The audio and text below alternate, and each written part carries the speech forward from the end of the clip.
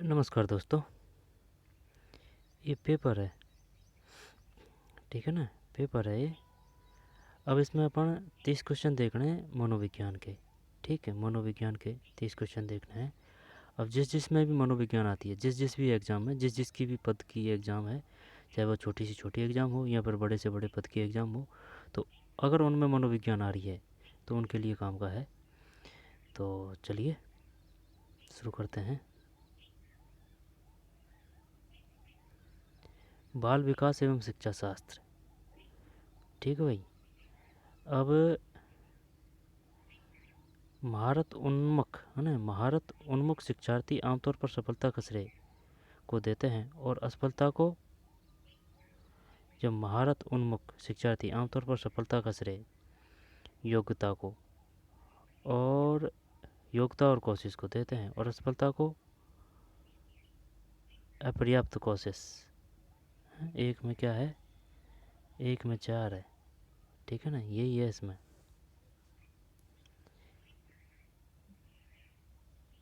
ये क्वेश्चन क्या है, महारत उन्मुख शिक्षार्थी आमतौर पर सफलता का श्रेय किसको देते हैं, तो इसमें तो आएगा योग्यता और कोशिश को देते हैं और असफलता को अपर्याप्त कोशिश की कहते हैं। ठीक है ना। महारत उन्मुख यानी कि जो महारत में जो प्रमुख है, यानी कि मेस्टरी ऑर्डिनेटेड लर्नर्स टाइपिकली एट्रीब्यूट सक्सेस। यानी महारत उन्मुख यानी जो महारत में प्रवीण है ना शिक्षार्थी आमतौर पर सफलता के श्रेय योग्यता और कोशिश को देते हैं और असफलता को अपर्याप्त कोशिश कहते हैं भाई। ठीक, और ये सही बात है। योग्यता और कोशिश क्या है, सफलता क्या है भाई, सफलता क्या है, सफलता यही है, योग्यता और कोशिश। ठीक है ना, कोशिश। और असफलता अपर्याप्त कोशिश। तो असफलता का मतलब ये है कि भाई अगर हम फेल हो रहे हैं तो उसका कारण यही है कि कोशिश पर्याप्त नहीं है। ठीक है ना, कोशिश पूर्ण नहीं हो रही है। जैसे कि इतना ऊपर पहुंचना है तो उसके लिए कोशिश इतनी ही रह रही है, उससे आगे नहीं पहुंच रहे हैं, तो ये अपर्याप्त कोशिश ही है वो। ठीक है, कोशिश हो रही है लेकिन भाई फेल हो रहे हैं तो वो अपर्याप्त कोशिश है। उसका मतलब फेल होने का यही है कि अपर्याप्त कोशिश है, कोशिश और करिए।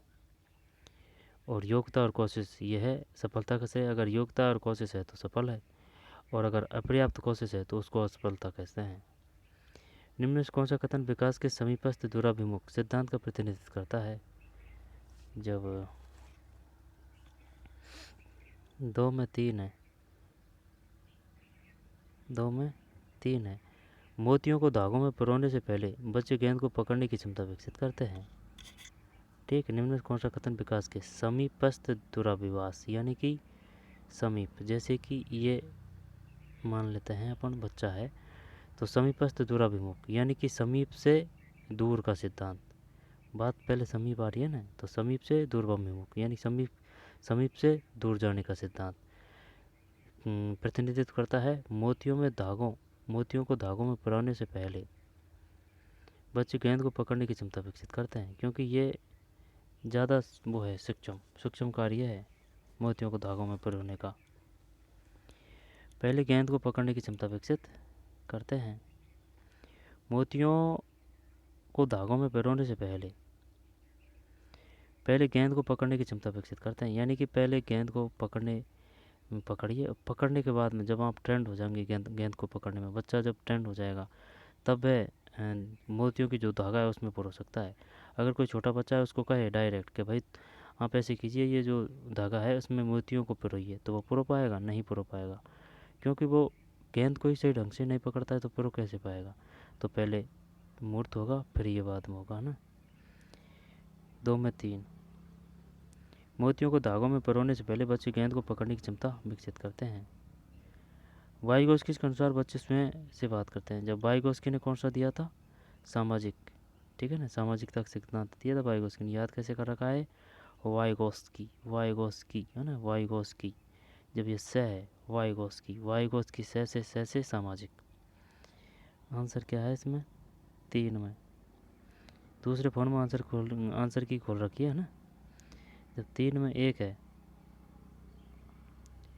वाइगोस्की के अनुसार बच्चे स्वयं से बात करते हैं।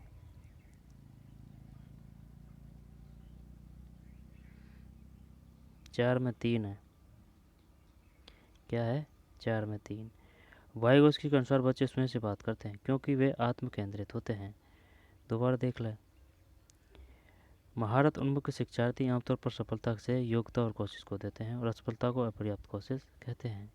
निम्न में से कौन सा कथन विकास के समीप दूराभिमुख सिद्धांत का प्रतिनिधित्व करता है? मोतियों को धागों में पिरोने से पहले गेंद को पकड़ने की क्षमता विकसित करते हैं। वाइगोस्की के अनुसार बच्चे स्वयं से बात करते हैं क्योंकि वे आत्म केंद्रित होते हैं। सामाजिक संचार में चुनौतियाँ किस में स्पष्ट होती है? सामाजिक संचार में चुनौतियाँ किस में स्पष्ट होती है? 4 में 3 है। स्वलीन क्रम विकार में। सामाजिक संचार में चुनौतियाँ किस में स्पष्ट होती है? स्वलीन क्रम विकार में। जबकि ध्यान न्यूनता अतिक्रियाशीलता पर ध्यान देना भाई साहब, ये जो साइकोलॉजी है ना, ये चाहे वो फर्स्ट ग्रेड की हो, सेकंड ग्रेड की हो, थर्ड ग्रेड की हो, रीट की हो, टेट हो, यूपी टेट हो, आर टेट हो, है ना, आर टेट तो बंद हो चुका है, अब रीट हो, यूके टेट हो, एच टेट हो, है ना, और दूसरी बात के बी एस हो, ठीक है ना, ई एम आर एस हो, ई एम आर एस हो, हैं, और एन बी एस हो, नवोदय विद्यालय हो, ठीक है, और टी एस एस भी हो, उन सभी के लिए काम का है। इस वजह से पढ़ रहे हैं इसको, समझ रहे हैं ना बात को। सामाजिक संचार में चुनौतियाँ किस में स्पष्ट होती है? जब 4 में 3 है। सामाजिक संचार में चुनौतियाँ किस में स्पष्ट होती है? सामाजिक संचार में चुनौतियाँ किस में स्पष्ट होती है? जब ये स्पष्ट होती है स्वलिंग क्रम विकार में, ठीक है, ऑटिज्म स्पेक्ट्रम डिसऑर्डर। सामाजिक संचार में चुनौतियाँ किस में स्पष्ट होती है? ऑटिज्म स्पेक्ट्रम डिसऑर्डर यानी स्वेलिन क्रम विकार में। जबकि इनमें नहीं होती। ध्यान न्यूनता अतिक्रियाशीलता विकार में, मस्तिष्क पक्षाघात में, अधिकात्मक विकलांगता में। ये कुछ क्वेश्चन समझने में समस्या आ रही है भाई। क्या बोल रहा है ये? सामाजिक संचार में चुनौतियाँ किस में स्पष्ट होती है?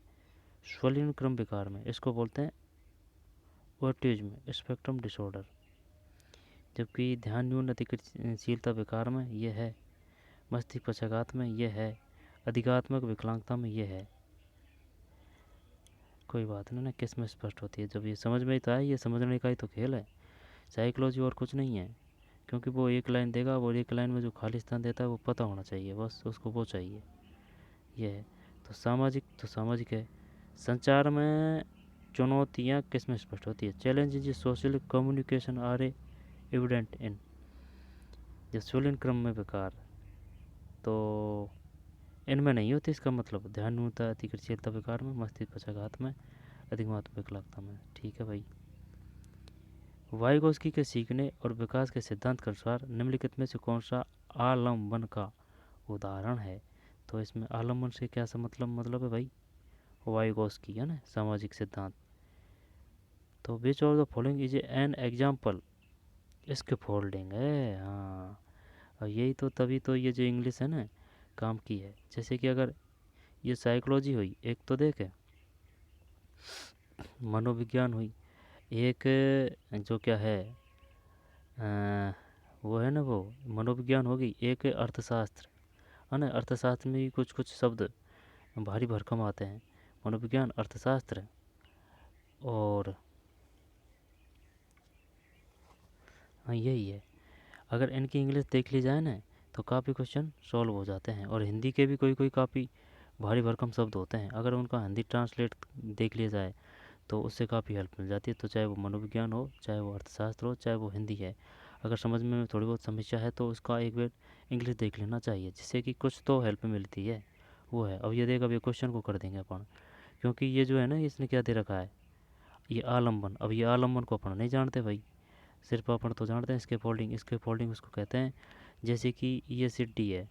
अब ये सीढ़ी है तो अपन बच्चे को ये सीढ़ी पे चढ़ाते हैं एक पे, ठीक है ना, पुश करके, तो वो इसको इसके फोल्डिंग है। यानी कि ये कोई नाव है। अब नाव में तो हम बच्चों को जो हेल्प करके जो चढ़ाते हैं ना, वो है, यानी कि सपोर्ट करके जो करते हैं ना अपन, वो है इसके फोल्डिंग। जब 5 में देखते हैं आंसर क्या है। वाइगोस्की के सीखने और विकास के सिद्धांत के अनुसार निम्नलिखित में से कौन सा आलम्बन का उदाहरण है। आलम्बन का उदाहरण है भाई ये, ठीक है, आलम्बन का उदाहरण है। जब 5 में एक है,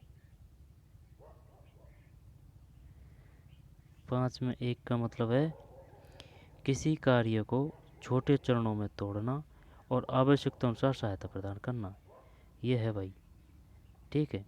वाइगोस्की के सीखने और विकास के सिद्धांत के अनुसार निम्नलिखित में से कौन सा आलम्बन का उदाहरण है। स्कैफोल्डिंग का, किसी कार्य को छोटे चरणों में तोड़ना और आवश्यकता अनुसार सहायता प्रदान करना, ये है, ठीक है ना, हेल्प करना वो तोड़ के, सही है स्कैफोल्डिंग। इसके बाद में आगे चलते हैं आराम से, है ना। लेखन वैकल्य की विशेषता है। और ये वैकल्य का मतलब क्या है भाई, वैकल्य, ये सब एनसीईआरटी की जो साइकोलॉजी है ना 11वीं की और 12वीं की, वहाँ से क्वेश्चन आए हैं पूरे के पूरे। लेखन वैकल्य, अब देख ले ये हिंदी भारी भरकम है। और डायग्रोफिया समझते हैं अपन भाई, डायग्रोफिया क्या है। अब ग्राफिया आ रहा है, तो ग्राफिया का मतलब ये है भाई लिखने में समस्या है, ठीक है ना, डायग्राफिया। जब लेखन वैकल्य की विशेषता है, 6 में 2 है, लिखित कार्य में चुनौती, भाई वो तो वो सही है ना, ग्राफिया आ रहा है, लिखित कार्य में चुनौती, 2 बार देख ले। लेखन वैकल्य की विशेषता है ना, लेखन कार्य में चुनौती, 2 बार देखते हैं। 5 में क्या है, 5 में 1 है, किसी कार्य को छोटे चरणों में तोड़ना और आवश्यकतानुसार सहायता प्रदान, वो क्या है स्कैफोल्डिंग। स्कैफोल्डिंग को हिंदी में क्या बोल रहे हैं, आलम्बन, आलम्बन है भाई। लेखन वैकल्य की विशेषता है, लेखन वैकल्य घुमा फिरा के दे रहा है ना, डिस्ग्राफिया को बोलते हैं लेखन वैकल्य। डिस्ग्राफिया तो कर देंगे अपन, ग्रा आ रहा है ना, ग्राफिया, ग्राफिया से लेखन की बात है। विलंबित गति कौशल, है ना, पढ़ने के प्रभाव में कमी, लिखित कार्य में चुनौती, हाँ ये करते हैं। 6 में 2 है। अच्छे समस्या समाधानकर्ता बनने में विद्यार्थी की सहायता करने के लिए एक शिक्षक को निम्नलिखित में से किस प्रक्रिया पर बल देना चाहिए। 7 में 3 है।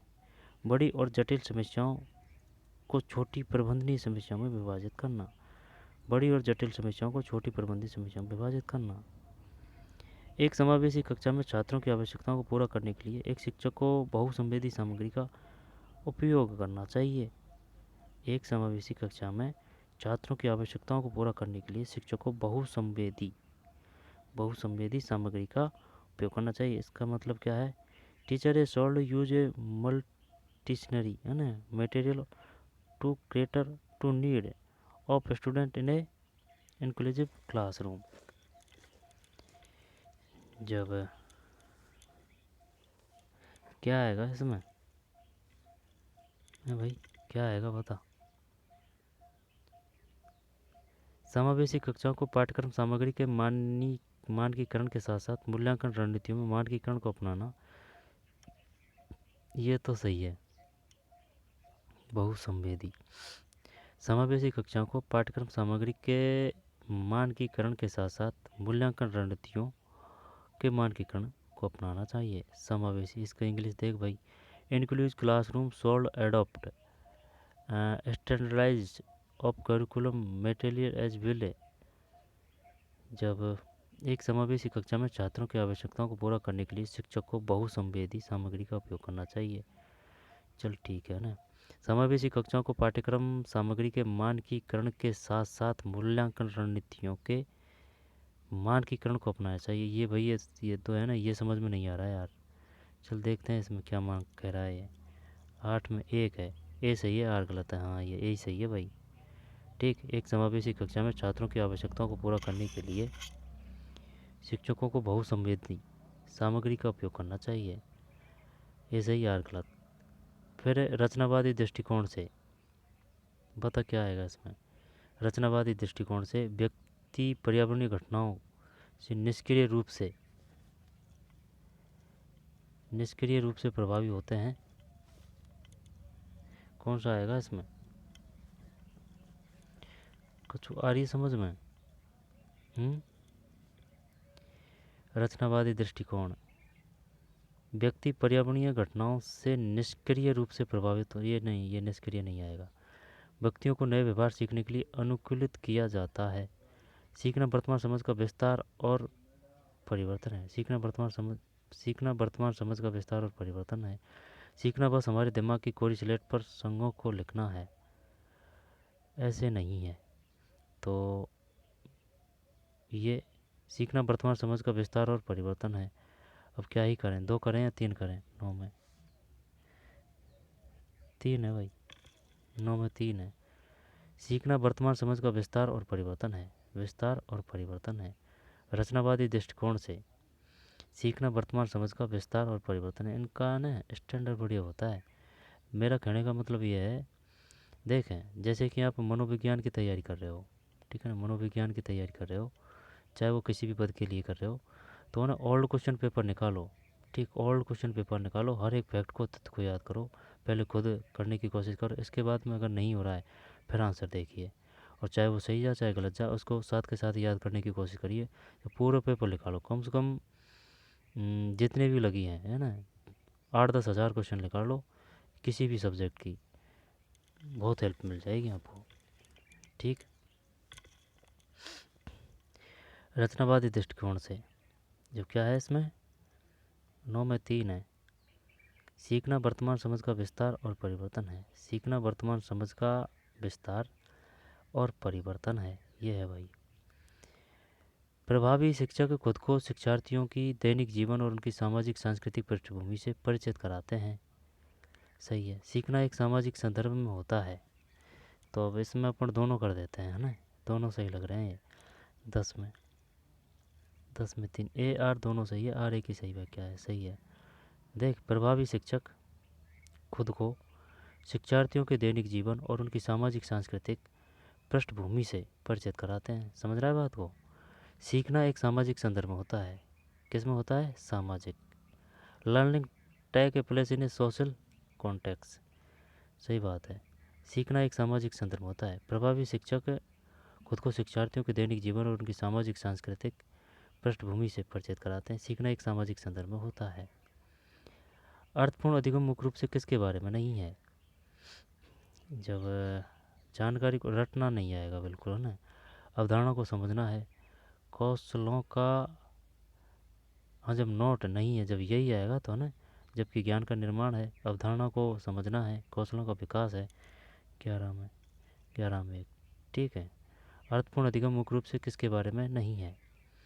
जानकारी को रटना नहीं है ना, अवधारणा को समझना, कौशलों का विकास और ज्ञान का निर्माण, यह है अर्थपूर्ण अधिगम मुख्य रूप से, ठीक। किसके बारे में नहीं है? रटना नहीं है। ज्ञान का निर्माण है, अवधारणा को समझना है, अवधारणा मतलब समझ रहा है ना, कॉन्सेप्ट। अब कॉन्सेप्ट को सब जान दें कि भाई वो टीचर ने ये कॉन्सेप्ट क्लियर करवा दिया, और जो मैथ वाला का है उसका ये कॉन्सेप्ट क्लियर नहीं हुआ है, या फिर अपन बोलते हैं कि भाई ये अपना तो कॉन्सेप्ट क्लियर हो गया। तो पता तो होना चाहिए भाई कॉन्सेप्ट को क्या बोलते हैं, अवधारणा बोलते हैं। आई बात समझ में? अवधारणा को समझना, ज्ञान का निर्माण, कौशलों का विकास। आगे चलते हैं। शिक्षिका को अपनी कक्षा के लड़कों को खेलों में भाग लेने के लिए प्रोत्साहित करना चाहिए। वे लड़कियों को कला का अलंकरण के कार्य देना चाहिए। बच्चे मुख्य रूप से अंतर्निहित जैविक विभिन्नताओं के कारण जेंडर भूमिका ग्रहण करते हैं। बच्चे मुख्य रूप से अंतर्निहित जैविक विभिन्नताओं के कारण जेंडर भूमिका, ये ऐसा नहीं है भाई, समझ में ऐसे नहीं है। जब क्या दोनों को गलत कर दें? समान शिक्षा देते हैं अपन, आई समझ में? वो रुचि की बात है। अगर कोई लेना चाहे ड्राइंग वगैरह तो वो बात अलग है। नहीं, ऐसा भी तो है कि भाई जो गल्ला मनुष्य लड़ाकू विमान उड़ाते हैं, तो महिला भी तो काफ़ी लड़ाकू विमान उड़ाती है। जब इसमें 12 में 2 है, ए आर और 2 गलत है, सही बात है भाई। शिक्षकों को अपनी कक्षा के लड़कों को खेलों में भाग लेने के लिए प्रोत्साहित करना चाहिए। वह लड़कियों को कला अलंकरण के कार्य देना चाहिए, ऐसा नहीं है। भेदभाव नहीं करेगा शिक्षक, शिक्षिका हो चाहे शिक्षक हो, शिक्षक भेदभाव नहीं करेगा। बच्चे मुख्य रूप से अंतर्निहित जैविक भिन्नताओं के कारण जेंडर भूमिका ग्रहण करते हैं, ऐसा नहीं है। गति संवेदी शिक्षार्थी के माध्यम से सीखना पसंद करते हैं। जब kind thinking learner prefer for learn, तो गति संवेदी, जब गति संवेदी की बात है ना, तो सीखना पसंद करेंगे वो करने और चलने फिरने, देखने छूने सुनने, नहीं ये करेंगे 13 में, है ना, करने और चलने फिरने। ठीक है भाई, गति संवेदी का मतलब है एक्टिविटीज़। ये बहुबुद्धि सिद्धांत है हार्वर्ड गार्डनर का। जैसे कि ये जो पटरी जा रही है, अब पटरी पे ट्रेन जाती है, ठीक है ना, ट्रेन जाती है, तो ट्रेन में बहुबुद्धि लोग के यात्रा करते हैं। तो एक तो इस प्रकार से याद कर सकते हो आप, है ना। और दूसरा जो मकान बनाते हैं ना पहले, तो उनमें जो ये गार्डनर है ना, गार्डनर जो पटरी से बनती है गार्डनर, तो उसकी डांट देते हैं यूँ, ठीक है ना। अब तो नहीं बनाए जाते हैं, लेकिन अब वो काम में आते हैं। जैसे कि आप लेटरिन बाथरूम वगैरह बनाते हैं, तो वो पैप देते हैं ना, जो पैप की जगह वो ये जो गार्डनर है ना, ये काम में आता है। यानी कि वो पटरी जैसा ही होता है। तो इस प्रकार से याद कर सकते हैं ना। तो हार्वर्ड गार्डनर बहुबुद्धि सिद्धांत है ना, बहुबुद्धि लोग यात्रा करते हैं रेल की पटरी पर, है ना। जो रेल की पटरी, ये गार्डनर है, ठीक है ना। या रेल की पटरी से याद कर ले, या फिर गार्डनर। जब ये जो ऐसे ही याद सही रहेगा ये, जैसे कि रेल की पटरी, जो रेल की पटरी का कई माध्यम से जो बनाए जाते हैं गार्डनर, उसको मकान की छत पे बनाते हैं, नीचे डाट लगाते हैं, तो ऊपर काफ़ी जो पब्लिक है वो आ सकती है मकान के ऊपर, छत के ऊपर, बहुबुद्धि वाले। ठीक ऐसे याद कर सकते हैं। हार्वर्ड गार्डनर के अनुसार एक वैज्ञानिक बुद्धि का उच्च प्रदर्शन करेगा, जबकि एक मूर्तिकार में बुद्धि की उच्च बुद्धिमत्ता होगी। जब देखते हैं इसमें ना, हार्वर्ड गार्डनर के अनुसार, हार्वर्ड गार्डनर ने बहुबुद्धि सिद्धांत दिया था। और ये बता, त्रिआयामी सिद्धांत किसने दिया था बुद्धि का? जब त्रिआयामी सिद्धांत का मतलब है मछली के गल पड़े 3, है ना। तो गल पड़े से अपन ने याद कर रखा है गिलफोर्ड, है ना। और 3 से त्रिआयामी, यानी कि त्रिआयामी सिद्धांत ये जो गिलफोर्ड है ना, उसने दिया है त्रिआयामी सिद्धांत। और द्विकारक सिद्धांत दिए हैं। जैसे कि द्विकारक में दो चीज़ क्या है, तो स्पीयर और मैन, है ना। स्पीयरमैन एक नाम है, लेकिन इसको टुकड़ा करके अपन ने याद करा स्पीयरमैन के भाई ये 2 नाम है, तो इससे कि दो सिद्धांत देने वाला कौन था? स्पीयरमैन। 14 में 3 है। हार्वर्ड गार्डनर के अनुसार एक वैज्ञानिक तार्किक गणितीय बुद्धि का उच्च प्रदर्शन करेगा, जबकि एक मूर्तिकार गति संवेदी बुद्धि की उच्च बुद्धिमत्ता होगी, है ना। देखा वो क्वेश्चन कि बताइए तार्किक गणितीय किस में आएगी, है ना, वैज्ञानिक, और गति संवेदी मूर्तिकार में। ठीक भाई। हार्वर्ड गार्डनर के अनुसार एक वैज्ञानिक तार्किक गणितीय बुद्धि का उच्च प्रदर्शन करेगा। ठीक, तार्किक गणित का।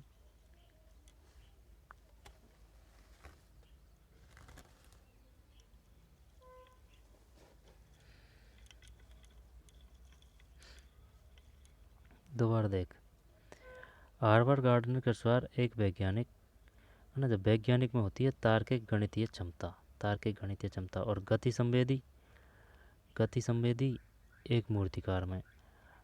और ये तो हो गया, क्लियर है इसका तो, ठीक है ना, कि भाई वैज्ञानिक में तार्किक गणिता और मूर्तिकार में गति संवेदी।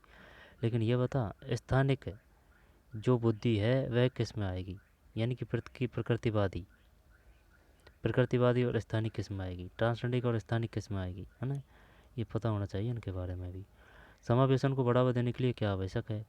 तो एक लचीला पाठ्यक्रम तो आएगा ही, पृथक्करण और नामीकरण ये नहीं आएगा, सहयोगात्मक अधिगम आएगा। और जब 1 और 2 अगर है तो हो जाएगा, 1 और 2, है ना, 1 और 2, क्या चारों ही करते हैं इसमें? गम में मारते हैं को मतलब है accessibility of buildings, segregation and levelling. जब देखते हैं इसमें क्या है, 15 में 4 है, 4 का मतलब है 1 2 4। जब ये है इसमें, इधर थोड़ी है 1 2 4, जब 1 2 4 का मतलब है 1 2 और 4। लचीला पाठ्यक्रम, सहयोगात्मक अधिगम और गम्य मार्त है। ठीक है, ये नहीं है। लचीला पाठ्यक्रम है और सहयोगात्मक अधिगम है और गम्य मार्त है। गम्य मार्त है, समझ में नहीं आ रही बात। एसेसिबिलिटी ऑफ बिल्डिंग्स, ये शायद ये वही तो नहीं है, इसके फोल्डिंग की बात है, गम्य मार्त है, पता नहीं भाई। बच्चे जब अनुभव करते हैं तो बेहतर रूप से सीखते हैं। गतिविधि के दौरान निम्न स्तर की सतर्कता नहीं। प्रदर्शन करने के लिए उच्च स्तर पर चिंता, सीखने के लिए मध्य स्तर का उत्साह, अधिगम सीखने के लिए मध्य स्तर का उत्साह है। बच्चे जब प्रदर्शन करने के लिए उच्च स्तर पर चिंता अनुभव करते हैं तो बेहतर रूप से सीखते हैं। गतिविधि के द्वारा निम्न स्तर की सतर्कता, सीखने के लिए मध्य स्तर का उत्साह है। यहाँ पर अधिगम व्यवस्था, चलिए उत्साह ही आ रहा है ना, तो यही कर देते हैं, चाहे वो मध्या चाहे तेजा, आ तो उत्साह रहा है ना। चल देखते हैं 16 में, 16 में दी है, घुमा के दिया है इसने, मध्यम दे दिया ये। ठीक है ना भाई, आ तो उत्साह रहा है, चाहे वो मध्यम आ चाहे कम आ। अब इनसे तो सबसे बेस्ट यही है, सीखने के लिए मध्यम स्तर का उत्साह है। फिर 5 से 6 वर्ष के कम उम्र के बच्चों को ठीक से और रेखाओं के भीतर लिखने के लिए दबाव नहीं डालना चाहिए। बच्चे 5 से 6 साल के बाद गति कौशल का बेहतर नियंत्रण प्राप्त करते हैं। 5 से 6 वर्ष के कम उम्र के बच्चों को ठीक से रेखाओं के भीतर, रेखाओं के भीतर है ना, जैसे कि रेखाओं के भीतर ये लाइन है और ये लाइन है, ये लाइन है कि भाई इसके अंदर लिखिए, जैसे कि राम स्कूल जाता है, राम स्कूल जाता है ना, इस प्रकार के वो सुलेख लिखते हैं ना वो। 5 से 6 वर्ष के कम उम्र के बच्चों को ठीक से रेखाओं के भीतर लिखने के लिए दबाव नहीं डालना चाहिए। बच्चे 5 से 6 साल के बाद गति कौशल का बेहतर नियंत्रण प्राप्त करते हैं। दोनों सही है। 17 में ए आर दोनों सही है, आर ए की सही व्याख्या करता है। समझ रहे हैं ना बात को। 5 से 6 वर्ष के लिए, 5 से 6 वर्ष से कम उम्र के बच्चों को ठीक से और रेखाओं के भीतर लिखने के लिए दबाव नहीं डालना चाहिए। बच्चे 5 से 6 साल के बाद गति कौशल का बेहतर नियंत्रण प्राप्त करते हैं। 5 से 6 साल। बच्चे अक्सर अपने आसपास की घटनाओं को अपनी व्याख्या लेकर आते हैं। बच्चे अक्सर अपने आसपास की घटनाओं की अपनी व्याख्या लेकर आते हैं। बारिश क्यों होती है, यह पूछे जाने पर सिया कहती है, भगवान अपने कंधों पर पानी की बाल्टियाँ ढो ढो कर थक चुके थे। ऐसी व्याख्या है।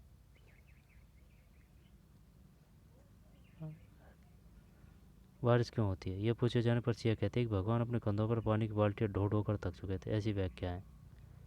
साबित करती है कि बच्चा की सोच वयस्कों की तुलना में मात्रात्मक रूप से बहुत कम है।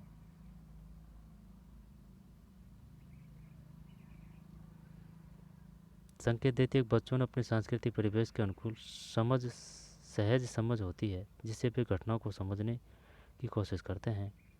आंसर देखते हैं इसमें 18 में 4 है।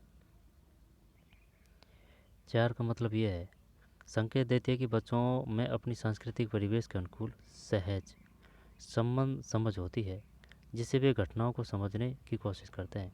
बच्चे अक्सर अपने आसपास की घटनाओं की अपनी व्याख्या लेकर आते हैं। बारिश क्यों होती है, यह पूछे जाने पर सिया कहती है, भगवान अपने कंधों पर पानी की बाल्टी ढो ढो कर थक चुके थे। ऐसी व्याख्या है। संकेत देती है कि बच्चों में अपनी सांस्कृतिक परिवेश के अनुकूल सहज समझ होती है, जिससे वे घटनाओं को समझने की कोशिश करते हैं। सही है। पियाजे ने, है ना, तो संज्ञानात्मक विकास किसने दिया है, पियाजे ने, का किस प्रकार का वर्णन किया है, एक सतत निरंतरता के रूप में। 4 अतिव्यापी। आंसर देख लेते हैं 19 में, 19 में 3 है। 4 गुणात्मक रूप से भिन्न चरण। ठीक, ये है पियाजे ने। जब वो ये पूछेगा बताइए संज्ञानात्मक विकास किसने दिया है, पियाजे ने, का किस प्रकार का वर्णन किया है, 4 गुणात्मक रूप से भिन्न चरण में, 4 गुणात्मक रूप से भिन्न चरण में। आगे चलते हैं।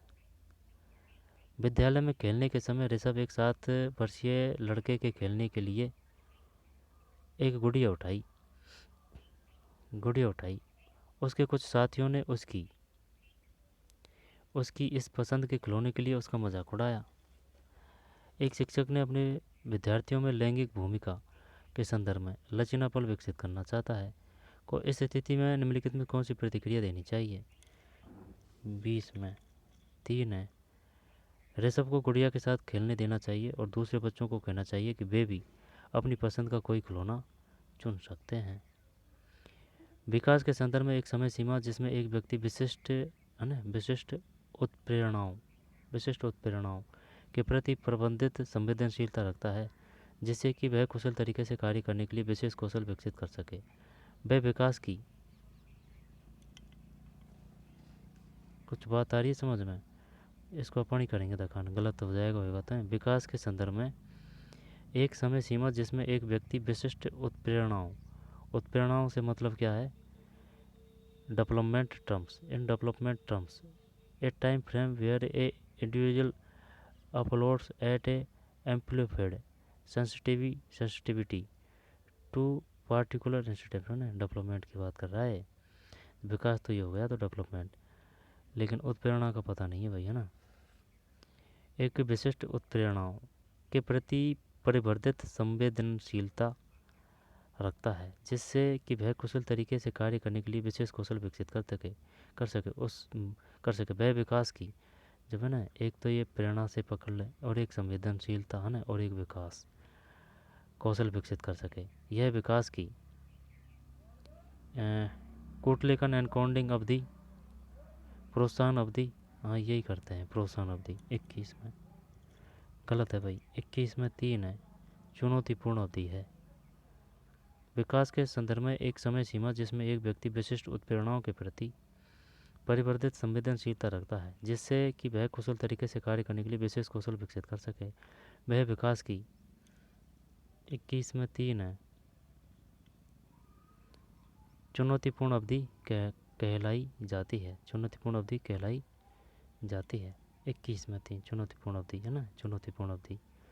शिक्षकों को ध्यान न्यूनता अति क्रियाशीलता विकार से जूझ रहे छात्रों की आवश्यकताओं को ध्यान रखते समय कार्यों को छोटे आसानी से प्रबंधित भागों में तोड़ने से बचना चाहिए। ध्यान न्यूनता और अति क्रियाशीलता विकार से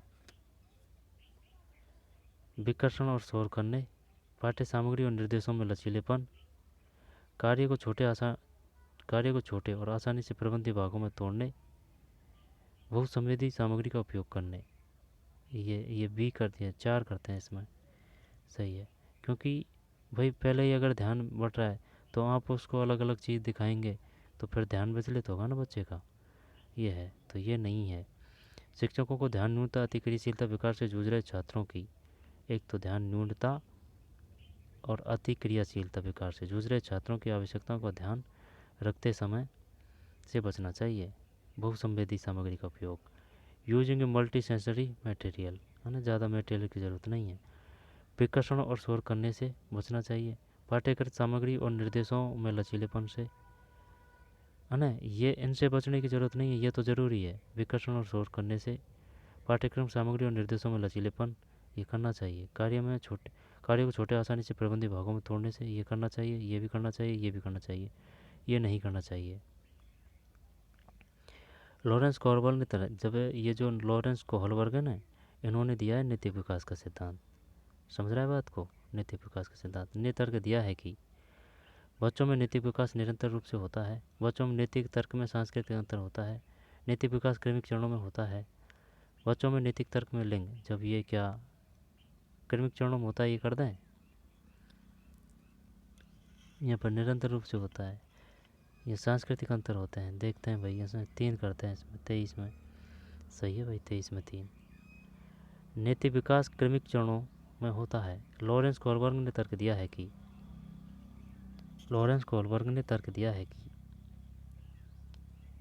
नैतिक विकास क्रमिक चरणों में होता है, ये है बात। लॉरेंस कोहलबर्ग ने तर्क दिया है कि नैतिक विकास क्रमिक चरणों में होता है, ठीक है ना, क्रमिक चरणों में। तो नैतिकता का सिद्धांत किसने दिया है? नैतिक विकास का सिद्धांत लॉरेंस कोहलबर्ग। नैतिक विकास क्रमिक चरणों में होता है, नैतिक विकास क्रमिक चरणों में होता है। आगे चलते हैं। कोहलबर्ग ने, लॉरेंस कोहलबर्ग है ना, अब ये लॉरेंस कोहलबर्ग के नैतिक विकास के किस चरण में व्यक्ति का नैतिक व्यवहार मुख्य रूप से इस मानसिकता पर निर्भर करता है कि लोग मेरे बारे में क्या सोचते हैं। अब इसमें क्या करें, ये सिद्धांत है ना, कोहलबर्ग का नैतिकता का सिद्धांत, वहाँ से अंदर से लिया है। गैर पारंपरिक, पारंपरिक, यहाँ पर पूर्व पारंपरिक, उत्तर पारंपरिक, पारंपरिक कर दें, पारंपरिक नहीं गैर पारंपरिक करते हैं चॉइस, नहीं पारंपरिक है भाई, पारंपरिक। ठीक। कोहलबर्ग ने नैतिक विकास के किस चरण में व्यक्ति का नैतिक व्यवहार मुख्य रूप से इस मानसिकता पर निर्भर करता है कि लोग मेरे बारे में क्या सोचते हैं, पारंपरिक है ये। नैतिक विकास के चरण में जो कोहलबर्ग के नैतिक विकास के चरण है, जब ये तो हो गया, इसमें पारंपरिक है, उत्तर पारंपरिक, पूर्व पारंपरिक, गैर पारंपरिक, ये भी नैतिक विकास के सिद्धांत के अंतर्गत है कोहलबर्ग के। जीन पियाजे के अनुसार है ना, संज्ञानात्मक, एक बच्चा जो सरल गणितीय उत्क्रमण जैसे 4+5=9 के पीछे तर्क को समझने में असमर्थ है, इसका कारण क्या है। जब जीववादी सोच, चलिए यही कर देते हैं, नहीं ये करते हैं, अपरिवर्तनीयता, 25 है ना, सही है, अपरिवर्तनीयता। ठीक भाई। जीन पियाजे के अनुसार एक बच्चा जो सरल गणितीय उत्क्रमण जैसे कि 9 है ना, और 9 - 5 के पीछे के तर्क को समझने में असमर्थ है, इसका कारण है अपरिवर्तनीयता। शिक्षकों को छात्रों से दूरी बनाकर रखनी चाहिए और अधिगम की प्राथमिक जिम्मेदारी उन्हीं पर डालनी चाहिए। शिक्षकों को छात्रों से दूरी बनाकर रखनी चाहिए। अधिगम एक लोकतांत्रिक वातावरण के बजाय एक एकाधिकारीवादी वातावरण में प्रभावी ढंग से होता है। नहीं ऐसा नहीं है, ये करते हैं, आर को गलत करते हैं। 26 में 2 है,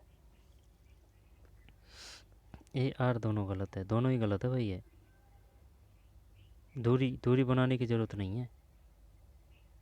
प्राथमिक जिम्मेदारी, ये प्राथमिक जिम्मेदारी उन पर डालने की चाहिए, प्राथमिक जिम्मेदारी इन पर डाल दी, ऐसे नहीं है, अन्य दोनों ही गलत है। फिर शिक्षकों द्वारा प्रदान किया गया आलम्बन है ना, आलम्बन का मतलब समझ गया ना, तो क्या है आलम्बन का मतलब, आलम्बन का मतलब है स्केप फोल्डिंग, ठीक है, स्केप फोल्डिंग। जब शिक्षकों द्वारा प्रदान किया गया आलम्बन बच्चों की सीखने की प्रक्रिया में बाधा डालता है, शिक्षकों द्वारा प्रदान किया गया आलम्बन बच्चों की सीखने की प्रक्रिया में बाधा डालता है, नहीं बाधा नहीं डालता है। जैसे कि अपन बोलते हैं, कोई बच्चा आंसर दे रहा है कि वो बताने की कोशिश कर रहा है कि भाई भारत में गरीबी के कारण ये है, तो अपन बोलते हैं ना, हाँ शाबाश बेटा शाबाश, हाँ शाबाश बेटा, सही बता बेटा बता, तो वो है करने का, ठीक है ना, तो वो बाधा नहीं डालता है। ले बाई को इसके ने सामाजिक तक सिद्धांत दिया था, ने प्रस्तावित किया कि बच्चे स्वतंत्र रूप से पर्यावरण पर कार्य करके और उसमें हेरफेर करके सीखते हैं। जब इसमें ए तो गलत है और आर को सही करते हैं, चल देखते हैं क्या है 27 में। ए आर दोनों ही गलत है ना, दोनों ही गलत है। शिक्षकों द्वारा प्रदान किया गया आलम्बन बच्चों को सीखने की प्रक्रिया में बाधा डालता है, ये बाधा नहीं डालता है। आलम्बन मतलब इसके फोल्डिंग। ले बाइगोस्की ने प्रस्तावित किया कि बच्चे स्वतंत्र रूप से पर्यावरण पर कार्य करके, ऐसा नहीं है, टीचर की भी भूमिका होनी चाहिए। निम्न में कौन सा बाहरी अभिप्रेरणा का सही वर्णन करता है, जब निम्न में कौन सा बाहरी अभिप्रेरणा का सही वर्णन करता है। 28 में 1 है, अभिप्रेरणा जो वातावरणीय परिणामों से आती है। इनमें से कौन सा बाहरी अभिप्रेरणा का सही वर्णन करता है, समझ रहा है बात को। निम्न में से कौन सा बाहरी अभिप्रेरणा का सही वर्णन करता है। 28 में 1, अभिप्रेरणा जो बाहरी वातावरणीय परिणामों से आती है, ये बात सही है। Motivation that comes for environmental है ना कॉन्सिक्वेंस, एडजस्ट कर लेना भाई, इंग्लिश वो है ना, इंग्लिश मीडियम से रही नहीं, 6ठी तक ही 10वीं तक पढ़ी थी ऐसे पढ़ने को तो इंग्लिश, है ना। हाँ, लेकिन सरकारी स्कूल, कोई दिक्कत नहीं, है ना, चल जाएगा काम। निम्न में से कौन सा भारी अभिप्रेरणा का सही वर्णन करता है? जब 28 में एक है, अभिप्रेरणा को वातावरणीय परिणामों, अभिप्रेरणा जो वातावरणीय परिणामों से आती है, ये है भाई, यानी कि बाहरी अभिप्रेरणा जो बाहर से आती है ना। जैसे कि कोई बच्चा है, अब वो बच्चा है और वह दो बच्चों को देखता है कि भाई वो उस समय पढ़ते हैं और वो सुबह से लेकर शाम तक पढ़ रहे हैं। अब वो देख रहा है उनको, जैसे कि अभी भी उनके घर जाता है या फिर आता है मिल मिला के, या फिर बीच में जाता है, तो वो हमेशा उनको पढ़ते ही देखता है वो। तो अपन कहते हैं ना बच्चे से कि बच्चा पढ़िए बेटा, पढ़िए बेटा पढ़िए, तो वो अपनी बात को कम मानेगा। लेकिन जब ये और दो बच्चों को देखेगा ना, तो वो अभी प्रेरणा हो रही है ना, तब वो ज़्यादा पढ़ेगा कि भाई मैं भी पढ़ूँ। 28 में एक है, अभिप्रेरणा जो बात में परिणामों से आती है। पियाजे के संज्ञानात्मक विकास के सिद्धांत के संवेदी चालक अवस्था के दो महत्वपूर्ण संज्ञानात्मक विकास मील के पत्थर हैं। जब 29 में 3 है, वस्तु स्थायित्व और स्थगित अनुसरण, वस्तु स्थायित्व और स्थगित अनुसरण है। पियाजे के संज्ञानात्मक विकास के सिद्धांत के संवेदी चालक अवस्था के दो महत्वपूर्ण संज्ञानात्मक विकास मील के पत्थर हैं। कौन कौन से हैं?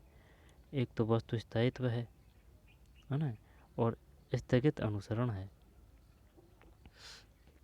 बच्चे 30 में 3 है, उस सामाजिक सांस्कृतिक संदर्भ से बहुत प्रभावित होते हैं जिसमें वे बड़े होते हैं। ये बात सही है, बच्चे सामाजिक सांस्कृतिक संदर्भ से बहुत प्रभावित होते हैं जिसमें वे बड़े होते हैं।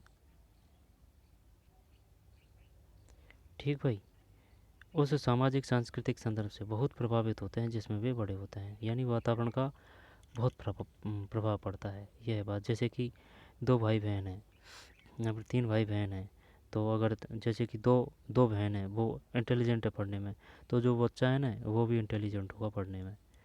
ठीक भाई, तो ये साइकोलॉजी के क्वेश्चन थे, काफ़ी काम के हैं। ठीक है, तो चलिए मिलते हैं कोई और वीडियो में, क्योंकि जो EMRS है, KVS है ना, और जितनी भी एग्ज़ाम है उनमें से वो शानदार क्वेश्चन बनाएगा। इनका जो निचोड़ है ना, जो 11वीं 12वीं की NCERT है ना, वहाँ से है निचोड़। तो चलिए मिलते हैं कोई और पेपर में। धन्यवाद।